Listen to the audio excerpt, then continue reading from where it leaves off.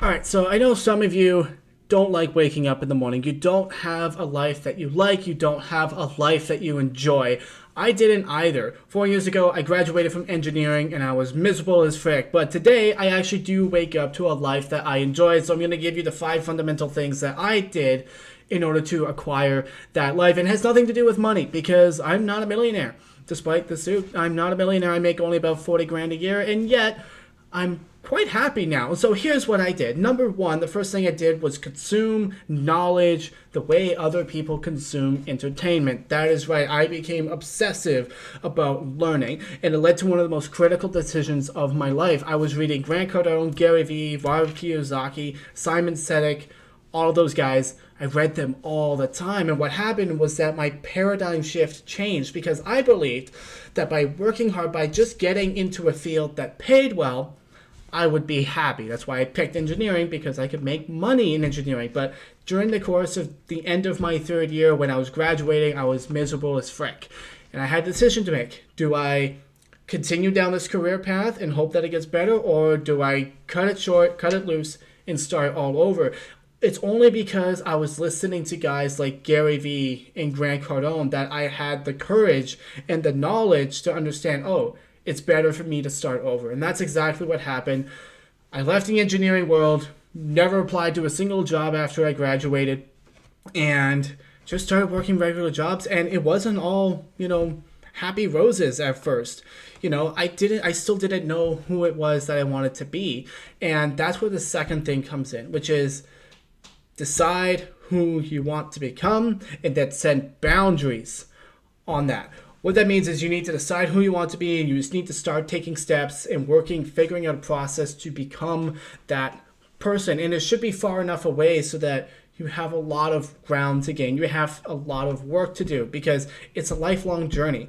And fulfillment and happiness is a byproduct of progress. You need to be progressing towards something that is valuable and useful to you. You need to be progressing towards something that means a lot to you, and happiness will be the byproduct of that. So you need to set your goal, decide who you want to become, and then set your boundaries. Do not allow yourself to veer into different things that are not making you the person that you want to be. That's why I ended up at a door-to-door sales job, which is the exact opposite of what I wanted to do. I didn't want to do door-to-door sales.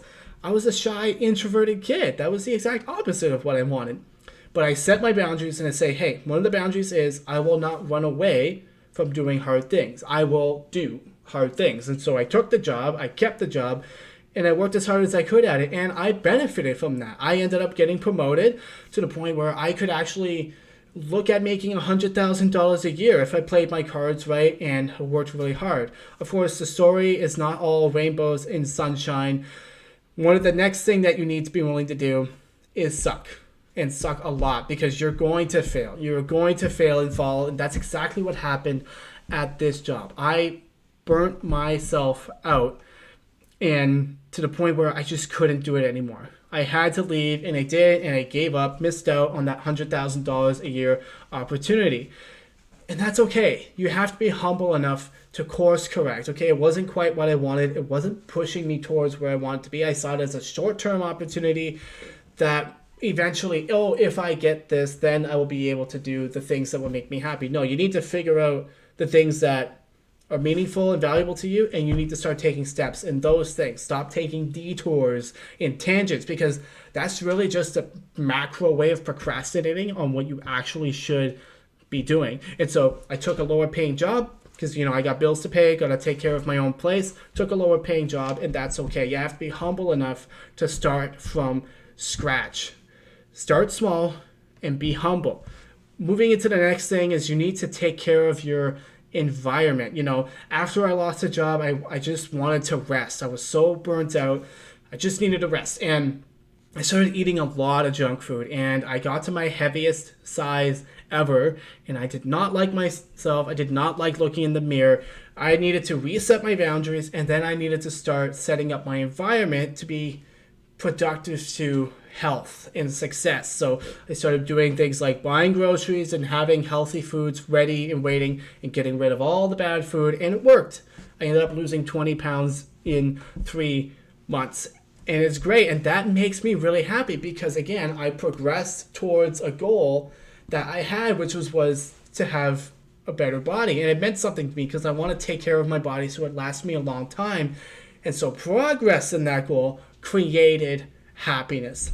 And of course, the biggest thing that led me to do that, which is number 5, is actually set up tiny habits. Sometimes we have a massive goal. You should absolutely 10x your goals, as Grant Cardone says, but if you try to bite the entire thing at one time, it'll be too much to bite off, and you won't be able to stick to it and won't be sustainable. So setting up tiny habits and learning how to create habits and routines that effectively push you towards being that person and making progress along the goal is the last thing that you want to do in order to design a life that you love.